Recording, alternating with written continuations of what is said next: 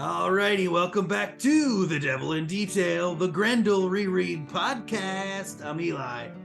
I'm Ben. We're back with our 102nd episode. It's one of our favorite kind of episodes, Eli's. It's a penultimate episode. The ninth issue of Grendel Wardchild. Not all is revealed, but many things are revealed and changed, and tension is released. Ooh. But Eli, super special report. 2 weeks ago, we had an impromptu hangout in our nation's capital. Wasn't that crazy? Oh, it was amazing. We didn't even realize we were in the same town, nor did we we didn't even reach out to basically see what each other was doing for Thanksgiving. We just Ben posted. I literally got home from the Museum of Natural History, the Smithsonian Museum of Natural History, and Ben had just posted a photo from the room I just was in. And I was like, what the hell? Immediately messaged him, where are you? What are you? How that shit? What the? And boom, fucking hour later. Unbelievable. Yeah. We were in the same bar. We were having drinks. We were drunk. We drew a lot. Where is that? Was that in my notebook? No, it's in mine. And I'll post them later on.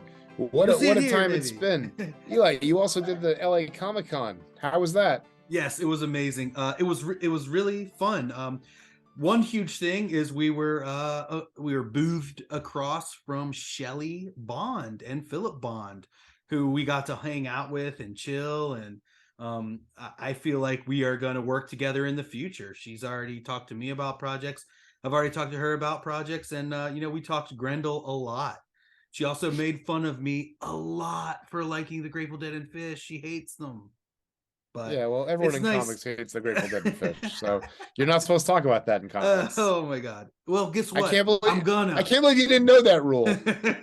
I played a trick on her because they got there late one of the days, so I went around on her table and drew a big steal your face and said, I wrote, "I love them, love Heart Shelley," as if she and then so later in the day I was like, "What a cool drawing you did there, Kelly or Shelley." I saw that down there. She's like, "Why, you little damn you melon kids." Wow, that was her. That's Kelly Bond, her evil twin sister that you pranked. Exactly. All right, what else? Anything else good going on with you before we I did just come home from Las Vegas where I saw Adam Sandler, the King of the Jews. Wow. Yeah. And it was amazing. Me and my cousins had an amazing time. I'll tell you, my one cousin who was for sure shaped by Adam Sandler was in tears for the rest of the night. And they weren't sad tears. It was good tears. Good. Yeah. He literally broke him in an amazing way. I cried too. He had this amazing song about Chris Farley. I love Chris Farley so much. So it was just a really an amazing weekend with my two cousins who are brothers, and that was really amazing. It sounds like a good time. I also wept with joy from art from Guillermo del Toro's stop motion Pinocchio on Netflix. This show not brought to you by Netflix, but that movie was fucking amazing. I loved it. Wow. If it's the ultimate Pinocchio, could you call it a penultimate? Yeah, I sure would. We love penultimates. We do. Let's penultimate. Our way into the themes. Two in the box, ready to go. Fast, maybe slow. Yeah. Vivat Grendel. It's like the devil is my best friend. On the roads with the pen to the fork end, or till time end. Like Orion, Jupiter, my kin, bloodline private. We control the whole shit.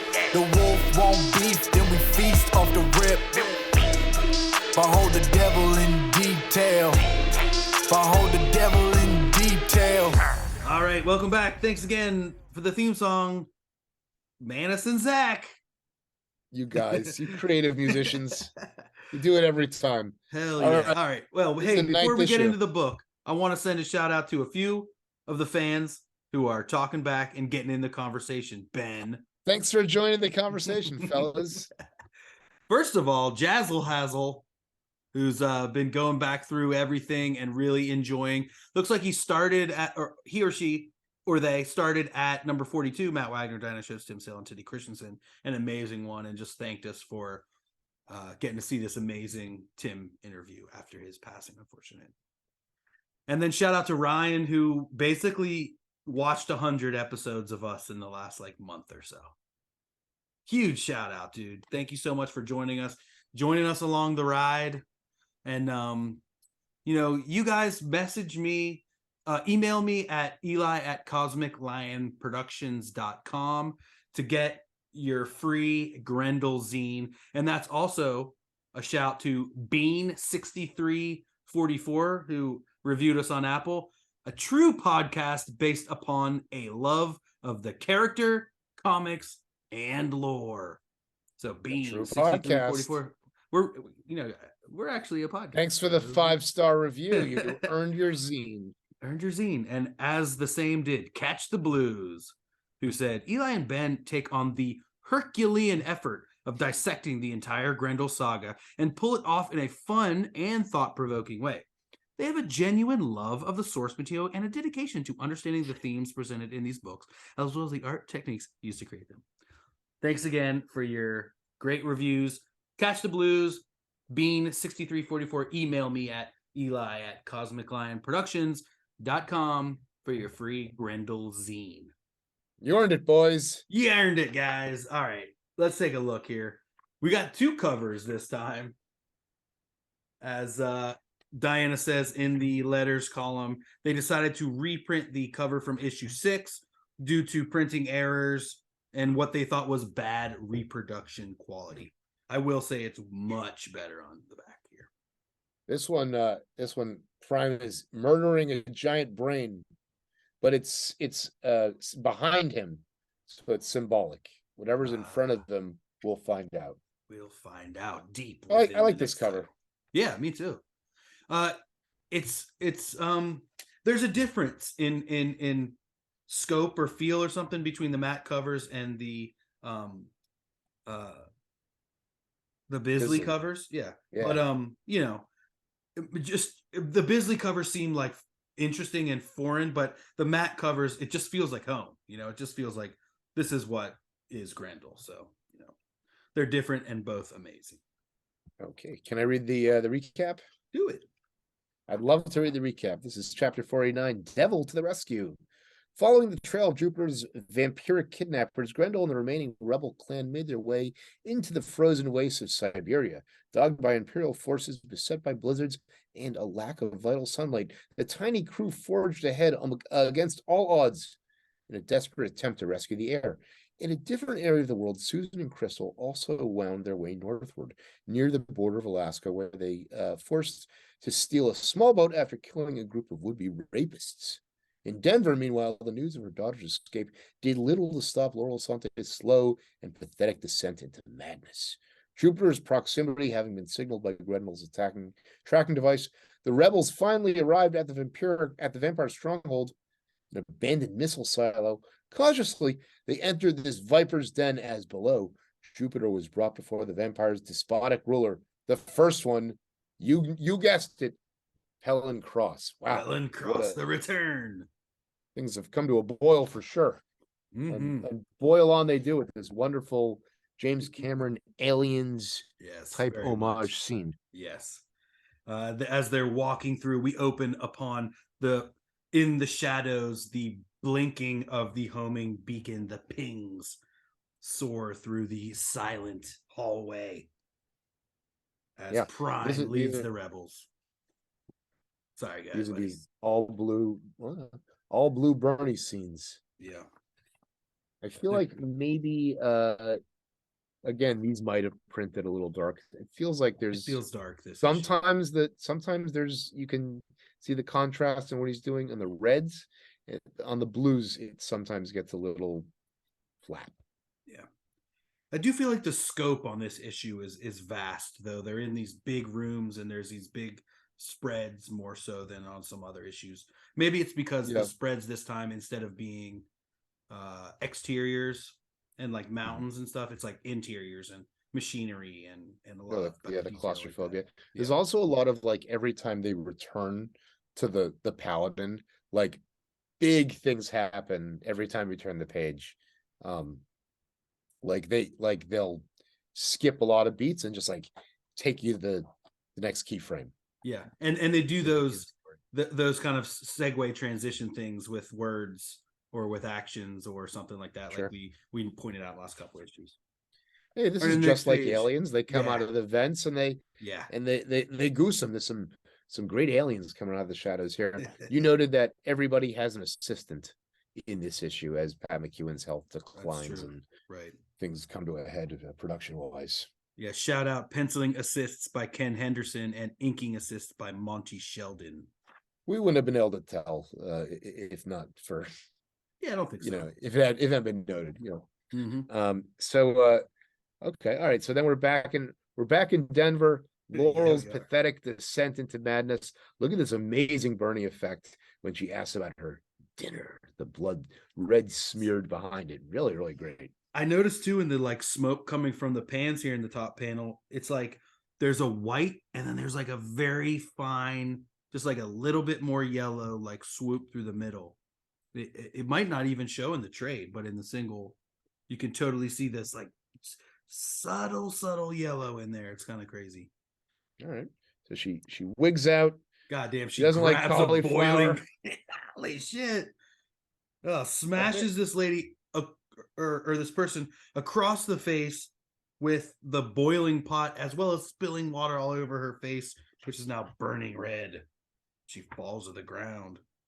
And I like how Laurel's good. It's Laurel's up on the table. You don't really know what she's up to, but the page turn has this great reveal into her insanity as she's wielding the cleaver all in red, kicking things off the table. Insane. Yeah, call Heath indeed. So Heath comes down, and on page 4, I love in the second panel how the red movement in the foreground and the way that Heath and the two are drawn. It's just like perfectly still, like cinematic frame. This would be foreground and background moving separate ways with the center like perfectly still. The solid color effect doesn't always work very well. Here it works really great when they isolate the plane. And he talks her down. He does best. Is this familiar to you when talking to your child when they're acting up or something like that? Is it that? No, Angel Baby doesn't act up. You're lucky. He wrangles her, and she's like snarling at them, and then we cut to the vampiric hive. Crazy sea lion here. Did we see this in the last book, or is this sort of new for this issue? I feel like it's like the second after the last scene that we saw in the last book. We saw it from the front angle, and now we're seeing it from the back angle. I'm feeling so Pellon Cross is on this like weird H.R. Giger, Sam Keith bed where his blood is going into his head, and I guess like the vampiric lust that he experiences gives them all. If he's feeling good, they're feeling good. That's what I recall about this vibe.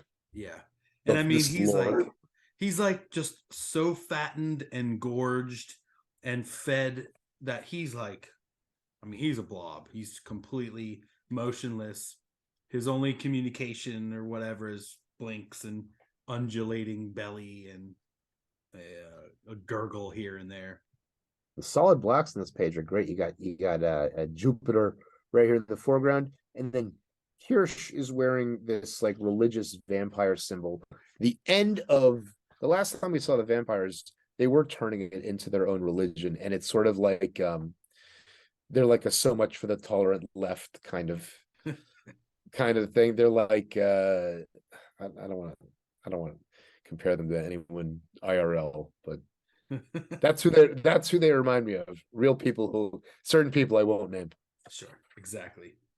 And Kirsch has really assumed, like he's almost like the Heath of this situation. He's not in charge, but he is, because the actual leader is now like losing their shit.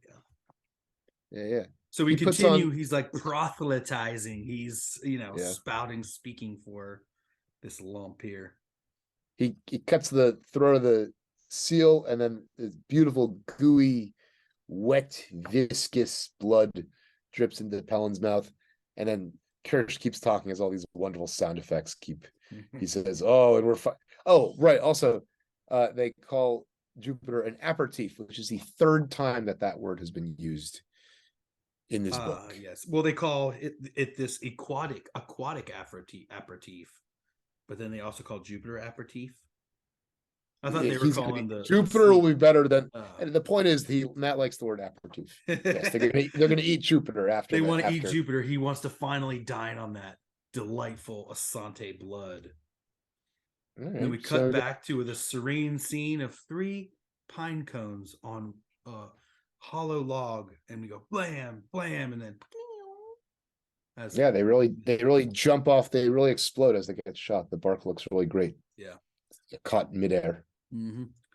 That's a well done scene, and and then in the fifth panel, you can see the boat that they were previously on there parked in the background, right?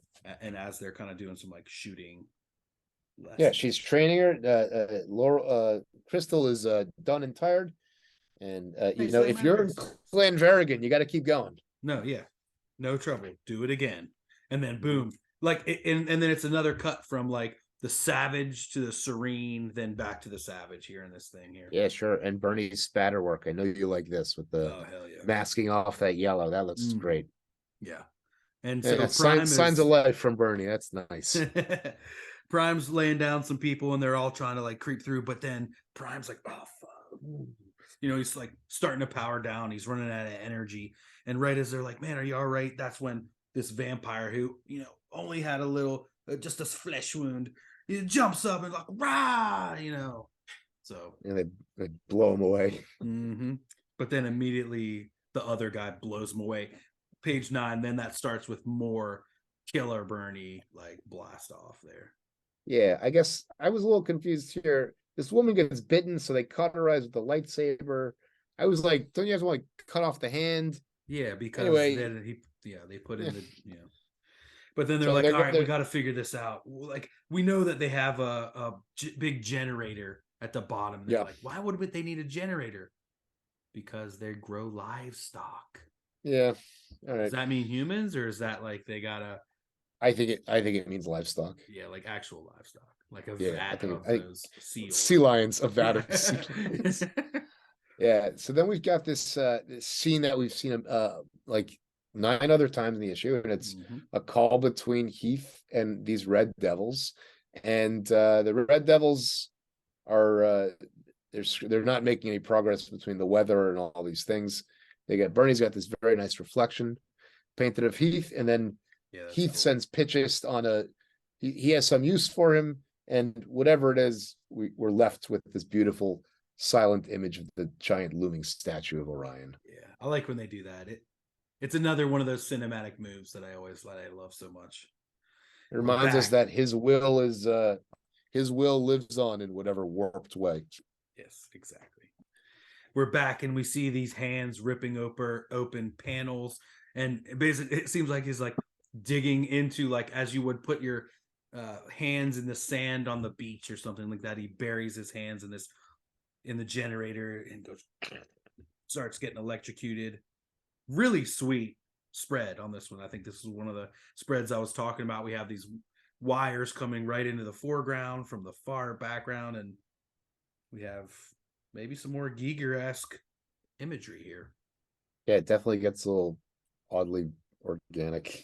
It does. Yeah, there's some. Yeah, I thought so too. Yeah, the turbine mix. Yeah, it's a little weird.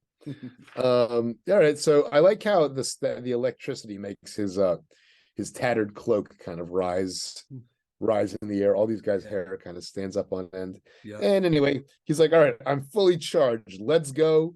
And then we can have some apples in the Canadian Alaskan wilderness. All right. We flash back to Susan and Laurel. No. Crystal. And they're just chilling. They're talking. And they're like, what are we doing? Like, we're going to walk more. We're going to bite. We're going to get in the boat. And like Susan has the plan. She's like, we're gonna. I like this detail of her teeth marks in the apple. Very well drawn and inked. Oh yeah, gentlemen. Absolutely. A little shadow there where it's like the teeth. Yeah, whatever they're talking about how they're not being followed, but the page ends. They are being watched. Yes, we By who we'll find out after this word from Laurel and Heath. So Heath is like, he decides that he's getting her out of here. She's sending Pinchest with her on the elevator to, like, I guess to to Denver, or to the Nebraska compound, or where do you think? the Black Hills, Black South Hills, Dakota. Yeah, they're gonna put right. there. And there's sort She's of like, this "Please." weird. Good. Well, I'm a little confused about the transition between panel 3 to 4. She looks surprised to see this giant helicopter waiting for her. Anyway, it doesn't really matter. The point is that Heath has used his Grendel urge to usurp her, and the pictures tell the story, just as well as the dialogue can. Yeah. And she wants to ensure that they don't think she's like leaving or running away. She's like, tell them I'm going on a fact-finding mission, please. Yeah, sure. And he's like, of course, madame. Sure. Oh, and what is it? Vivat Grendel. He's right. like, what a dick. You know what he is. The salute. Right. And then we flash back to the vamps. Yeah, Jupiter's getting rigged up like a sea lion. Mm-hmm. And Kirsch gives it like a religious moment, very significant. They recognize that Jupiter is the rightful heir. Right. Yes. So they recognize the power of Orion. They're like, now he's gonna help our ranks swell, and we're gonna get that tiger blood is gonna we're gonna get Asante tiger blood. Yes, exactly. And this is the more that you see, like, him talking about how Pellon's, useless at this point. See how his belly quivers with lust. Hear what is left of his voice as it chortles this moment of truth. There's nothing left of this beast here now. On the next page, we see a foot coming down as I love this. I just envision, like, you ever been to like a arcade, and there's like it was like an arcade where you would punch like this thing in the stomach. It was like metal and it had this big bag on the stomach. That's what you think. And it's like he comes down on this trampoline belly with a whomp, cuts him down, rears up the lightsaber. And we don't see it enter, right? There's no. We got a chalk on the next page as Kirsch. So as like it goes down. Oh yeah, he's like. Ooh. Yeah. All right, so the red in the O of the chalk signifies the deed. I see. Yeah, you can see him pull it out. Okay, great job. All right, good. Okay, because it just seems like two panels of him like rearing up, but one is rearing up and one is like Panel 2 is he's pulling it out. He's pulling his legs out of the guy's throat. Yeah. So the vampires freak out. This is some nice greens with Bernie. Mm-hmm. This is what it is. Where was this the whole time? Anyway, and then the Grendels come in with the flamethrowers, and the day is won seemingly. Move on formation, flamethrowers. They continue the battle, and here's like, I feel like this is like very much of looks like the cover for issue 6 we see on the back of this issue. Yeah, like Frazetta heroic composition, Army of Darkness poster type shit. For sure. And Jupiter's kind of like hiding around this lump of Pellon Cross, and that's when he's grabbed by Kirsch. Not so fast, little hostage. Here's Bernie in the Alaskan wilderness. Look at him on the water as Laurel bathes, and she's getting perved on by a man in furs who's dealt with swiftly by Susan Berrigan. Yes, who throws him on the ground and says, "Well, Crystal, seems like you have another admirer." We flash right back to this Jupiter that's growing right before our eyes as he rears his Ugg boot up with a swift kick to the chin. Yep. I love this last panel of Kirsch. Yeah, Kirsch goes wild, and then I really enjoyed this because I feel like sometimes this would be a page turn, but it works very well on the spread jump from left to right. His face gets blown off by what's this guy's name? Azif. And look at this panels 2 and 3 where he winks. Hey, Bernie, those are amazing. That's looking very nice. Yeah, and the spray of mouth innards and teeth that come out Yeah. of that panel. It's real great. And that's when Prime just grabs him, throws him over under his arm, and let's go. The Fuck outta day, here. yeah, the day is when finally back in the arms of the Paladin, and Mhm. we turn the page. Great jump in time as the place just explodes. This is a wonderful hero's shot. Yeah, man. They're just watching it all burn to hell. And then here's one of these transitions we haven't seen this issue. Top panel is one scene, and then to the next scene on panel 2, where she's like, "Who are you?" to this man. We get a little exposition. It's Benjamin Martell. He's a recluse and former political commentator, and we were saying this guy has a great story to be heard. He was, I guess, he's an Orion loyalist who has the world has nothing to offer him. That's right. A world He gone was bad a has nothing news to offer him. reporter, and as everything fell, he was like, "There's nothing left to report on. It's all shit." I really like this panel where he bows to them very dramatically. That looks a lot to me like the drawings that Charles Vess would do in the Midsummer's Night Dream issue of the Sandman. So he convinces these two young ladies to come with him, and we cut back to Heath making his announcement that he's now in charge, while she's on medical leave. Right. And real quick, Bernie killed it on that last decision panel. I love this shit with the green and yellows behind Crystal and Susan. And then in the last panel, Heath doesn't listen. He didn't do what he told Laurel that he would do. And he straight up said she's not lost her mind, but her condition is bad. Her health is bad, and I'm taking over. He also says that both the kids are dead. That's right. Mm-hmm. And we transition to this old school TV that the rebels have sitting on this rock, and they sort of weigh their options. Is it time to strike? This, all this stuff, and then Eli, take it away. The big reveal at the end of the issue. Pum pum pum. This could be a trick. He speaks. The boy speaks. Jupiter Asante's first words. In 9 issues. Mm-hmm. A trap. Yeah. Who knows if that report is for real? My father was right about this. We must keep moving for now. All right. So Jupiter speaks decisively. He speaks as a leader, and that's all we need. It's great. That's all we need. Yeah. Boom. And really, then we get back to the afterwards, man. I mean, that's the ish. And like you said, it lines up for the next issue, a 48-page giant finale of this. If you haven't read it before, and I haven't read it for years. Ben's read it, but it jumps 10 years into the future. So we'll see spoilers, lot. Eli. Well. It's just a setup. I think it says it actually in the issue. Draw up here. Yeah, the epic conclusion of the War Child storyline reveals the final fate of Jupiter and Prime as Jupiter is reunited with his sister to take the corrupt government headed by their mother. That's great. So Matt and Di and Co. recap the entire cycle. They talk about all the books, and then we get a preview of Teddy Christensen's unbelievable, fully painted, outlandishly moody. Was it 4 Devils, 1 Hell? 4 Devils, 1 Hell. Just absolutely, just the most amazing book.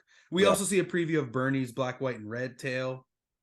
And we get a shout out to Bernie or to Harvey Kurtzman, who just very recently passed away. And Matt talks about how much of an inspiration he was and how he got to do some of his they did that final work together that we talked about on the show before, Bradbury Comics #2. You said that the letters pages were all about the gorilla. I see that Pat McEwen responds personally to one of the gorilla letters. Well, it's very interesting. The letters column starts out with 3 plugs. Diana first plugs Scott McCloud's Understanding Comics, which is coming out from Tundra right now. 224-page analysis of the comic book medium. So that's a super cool milestone. We all know that book is humongous. Everybody's got it in their collection. And if you don't, do it. And get Making Comics. Don't get Understanding. Get Making Comics. Much better book. Ah, interesting. I haven't read Making, so maybe I will. Well, what he does, he boils down Understanding in the first 25 pages, and then he gets onto the business of how to make comics. Ooh. It's a phenomenal book. All right. The second plug here is for the Jam. The Jam's about to come back. Bernie's on the drawing board, and it's coming. Good job, Bernie. Yep. And then they talk about the reprint, which we already know. And then they talk about next month's issues coming out in 2 months. And that the new, finally, once and for all, Batman Grendel is coming out. Hooray! Yay. And then everyone just talks about gorillas for 3 pages. Well, this one person is like, well, the gist of this thing is like, I work for the Grendel, or I work for the Gorilla Foundation, and this is, you don't know anything about gorillas. I've worked with gorillas all the whole time. And Matt's like, it's a Grendel gorilla. A comic, and it's like thousands of years in the future, right? So they go fucking deep. That's cool. It's Gorilla funny. gorilla people are very passionate. Yeah, letters columns can be great. They sure can be. Another great ish, and next month or next week or whatever the next episode is, it's gonna be great. It's the big finale of Prime, Grendel Prime. Oh, I had my Kevin holding a joint, but I smoked it. So that would have been good. There's shout outs to Jointed Kevin. Yeah, so next week will be the conclusion. Shout outs then to Kevin from the Mage Podcast's Jim Mahfood drawing of Kevin with a joint like that. Oh, it's amazing how we all love the same things. Till next time, friends, we'll leave out Grendel and keep on Grendelin. That's the one. Yeah. All right. High octane.